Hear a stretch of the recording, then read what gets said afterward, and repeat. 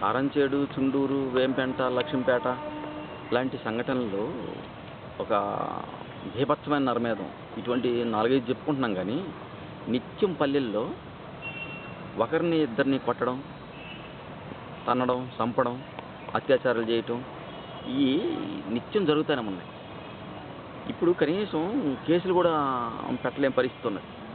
పల్లెలకు పోయి కేసు పెడితే మళ్ళీ పల్లె అట్రాసిటీ జరిగినప్పుడు పోలీస్ స్టేషన్ పోయి కేసు పెడితే మళ్ళీ చంపుతారేమో, మళ్ళీ కొడతారేమో అని ఒక కనీసం వాళ్ళ తరఫున మాట్లాడే ఒక ఉద్యమం లేక ఆందోళన పడి కేసులు కూడా పెట్టలేని పరిస్థితి ఉన్నది.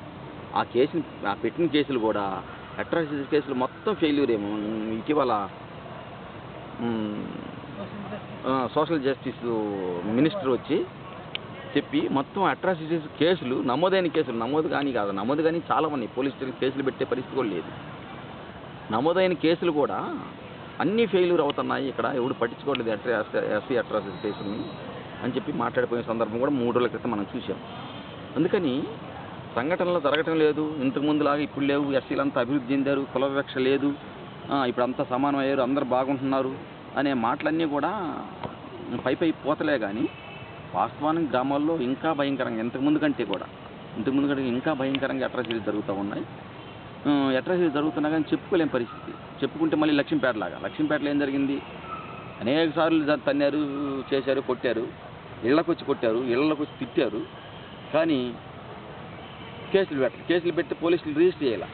ఒక్క కేసు పోలీసు రిజిస్టర్ చేశారు. అది నామమాత్రంగా చిన్న సెక్షన్లు పెట్టి రిజిస్టర్ చేశారు. ఎస్సీ అట్రాసిటీ చేసి 3 రోజులు బయటకు వచ్చి మొత్తం గ్రామాన్ని ఈ పని చేశారు. కేసు పెడితే ఇక మళ్ళీ చంపుతారేమో, కొడతారేమో అని చెప్పి భయం వల్ల కేసులు కూడా పెట్టడం అన్నారు. బలమైన వాళ్ళకి ఉద్యమం కానీ లేకపోతే బలంగా సపోర్ట్ ఇచ్చే ఒక దళిత ఉద్యమం కానీ ఉంటే కనీసం ఈరోజు మాట్లాడే పరిస్థితి ఉండేది. కనీసం చెప్పుకోలేక మోగా రోధిస్తున్నాయి పల్లెలు.